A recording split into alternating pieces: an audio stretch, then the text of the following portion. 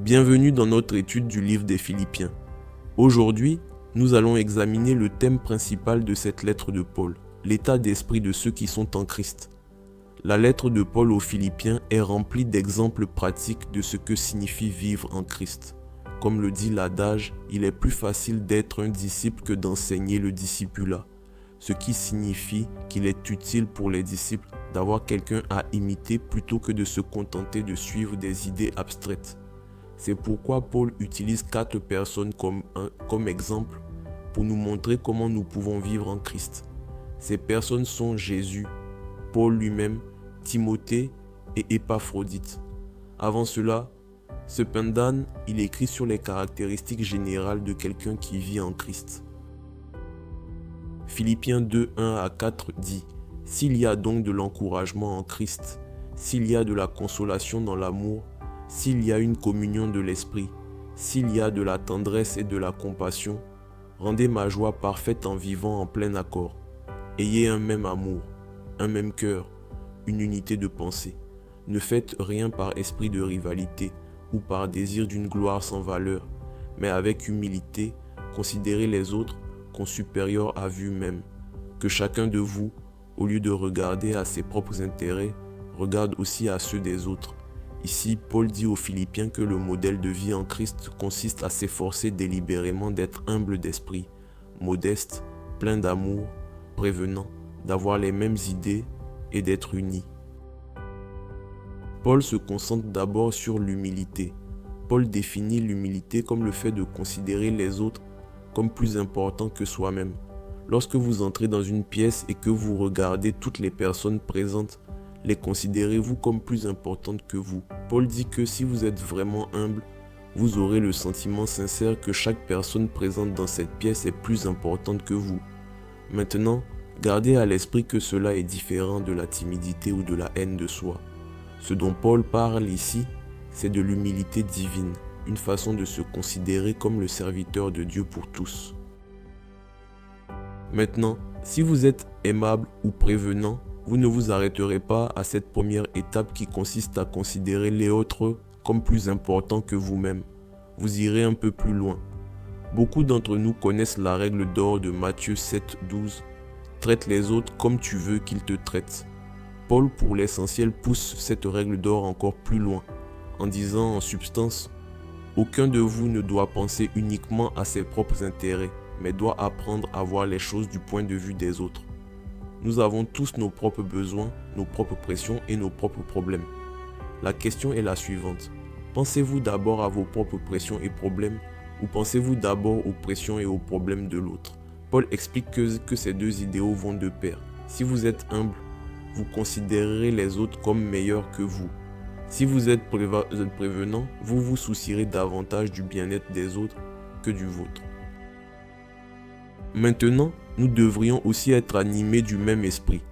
La clé pour être animés du même esprit est d'être unis autour de l'engagement d'être humble et prévenant. Paul dit que toutes ces caractéristiques sont liées, c'est-à-dire que pour être d'un même esprit, nous devons d'abord être humbles et attentionnés. Ces caractéristiques nous aident à gérer tous les aspects de notre vie, même les plus compliqués. La réalité est que les disciples du Christ ont des conflits. Dans Philippiens 4, 2, Paul écrit « J'encourage Évodie et Syntyche à vivre en plein accord dans le Seigneur. » Apparemment, ces deux femmes étaient en conflit. Paul nous dit que la plupart des conflits sont dus à l'orgueil ou à l'égoïsme d'au moins une des personnes impliquées. Pour résoudre ces conflits, chaque chrétien doit s'efforcer d'avoir un cœur rempli d'amour et un esprit humble et en harmonie avec les autres. Comme le dit Paul dans Romains 12, 18, si cela est possible, dans la mesure où cela dépend de vous, soyez en paix avec tous les hommes. Vous voyez comment toutes ces caractéristiques fonctionnent ensemble. Après avoir présenté ces vérités, Paul commence à renforcer son argumentation en nous donnant des exemples à suivre. Il commence par donner l'exemple du Christ lui-même. Dans Philippiens 2, 5 à 9, Paul écrit « Que votre attitude soit identique à celle de Jésus-Christ. Lui qui est de condition divine, il n'a pas à regarder son égalité avec Dieu comme un butin à préserver, mais il s'est dépouillé lui-même en prenant une condition de serviteur, en devenant semblable aux êtres humains. Reconnu comme un simple homme, il s'est humilié lui-même en faisant preuve d'obéissance jusqu'à la mort, même la mort sur la croix. C'est aussi pourquoi Dieu l'a élevé à la plus haute place et lui a donné le nom qui est au-dessus de tout nom. Jésus enseigne à ses disciples dans Matthieu 23, 12 que pour être exalté, il faut s'humilier. Paul souligne maintenant que Jésus met ses propres paroles en pratique en venant sur terre et en mourant sur la croix. Même si Jésus est égal à Dieu, il descend du ciel dans ce monde, dans une grande humilité, il devient un homme. Mais il ne s'arrête pas là, il ne prend aucune position de pouvoir ou d'influence. Il devient le serviteur de tous, puis il choisit de mourir comme un criminel pour nos péchés. Ce n'est qu'alors, en raison de ses humbles actions, que Dieu le Père l'exalte hautement. Dans Philippiens 2, 9 à 11, nous apprenons que Dieu lui donne un nom qui est au-dessus de tout nom, afin qu'au nom de Jésus, chacun plie le genou dans le ciel, sur la terre et sous la terre, et que toute langue reconnaisse que Jésus-Christ est le Seigneur, à la gloire de Dieu le Père. Selon Paul, tout comme le Christ a choisi de s'humilier, nous devrions faire de même. Nous devrions considérer les autres comme plus importants que nous-mêmes. Nous devrions nous concentrer sur la manière dont nous pouvons bien servir les autres, au lieu d'essayer de comprendre comment ils peuvent nous servir. Nous devrions être centrés sur les autres, et nous n'avons pas de meilleur exemple à suivre que Jésus lui-même. Après savoir donner l'exemple du Christ, Paul parle du modèle de sa propre vie. Paul met en pratique ce qu'il prêche. Il écrit dans Philippiens 2, 17 « Et même si mon sang doit couler pour le sacrifice et le service de votre foi, j'en suis heureux et je me réjouis avec vous tous. » Paul fait référence à la pratique de l'Ancien Testament selon laquelle un prêtre verse du vin ou une boisson plus forte sur l'autel en l'offrant symboliquement à Dieu. Paul passe sa vie au service du Christ. Il se donne à Dieu pour servir les autres. Ensuite, Paul évoque l'exemple de Timothée en disant de lui dans Philippiens 2, 20 « Car je n'ai personne qui partage mes sentiments pour prendre vraiment votre situation à cœur. » Paul sait qu'il peut confier les chrétiens de Philippe à Timothée, parce que Timothée se soucie sincèrement des autres. Il sait que par humilité et par souci des autres, il prendra soin des Philippiens mieux qu'il ne prendra soin de lui-même. Il poursuit au verset 21 à 23. « Vous savez que Timothée a fait ses preuves en se consacrant au service de l'évangile avec moi comme un enfant avec son père. J'espère donc vous l'envoyer dès que je serai au clair sur ma situation. » Paul sait qu'il peut faire confiance à Timothée.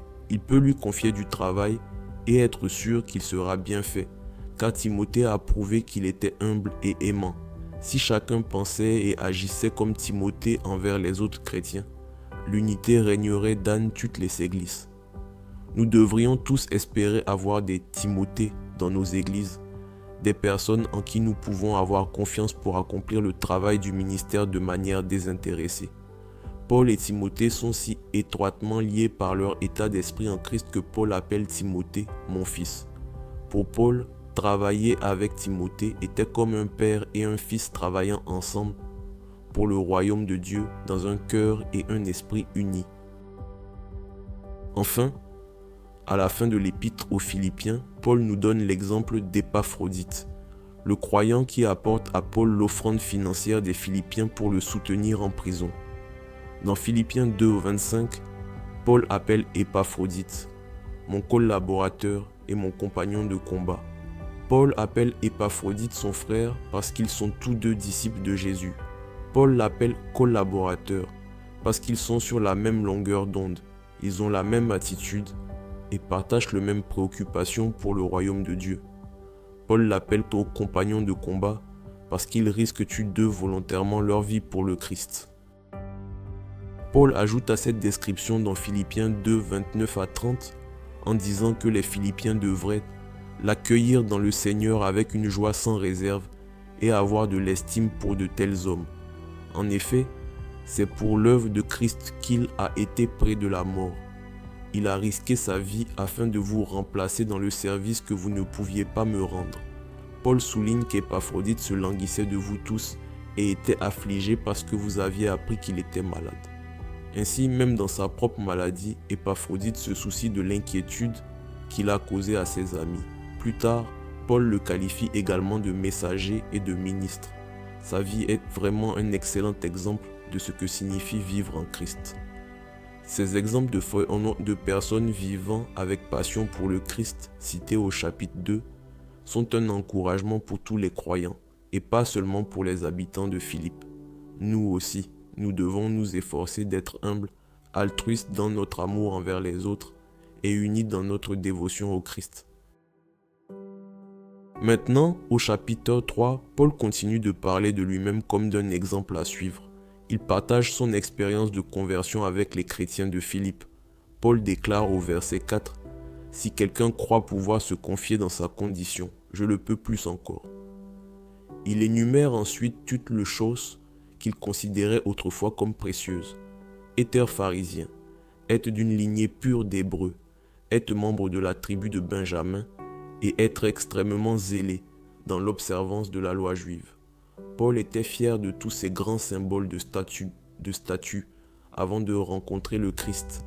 Mais après sa rencontre avec le Christ, il a changé. Il devient humble et trouve son identité dans quelque chose de plus grand. Dans Philippiens 3, 7 à 8, il dit « Mais ces qualités qui étaient pour moi des gains, je les ai regardées comme une perte à cause de Christ. Et je considère même tout comme une perte à cause du bien suprême que la connaissance de Jésus-Christ mon Seigneur.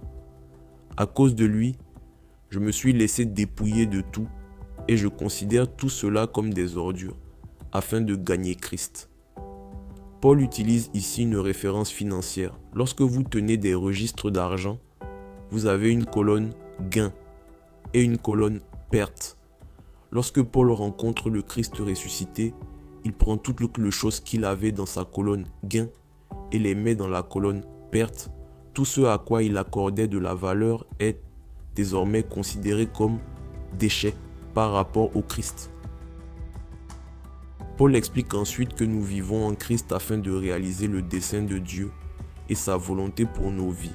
C'est là le véritable prix, contrairement à toutes ces autres choses auxquelles il accordait de l'importance.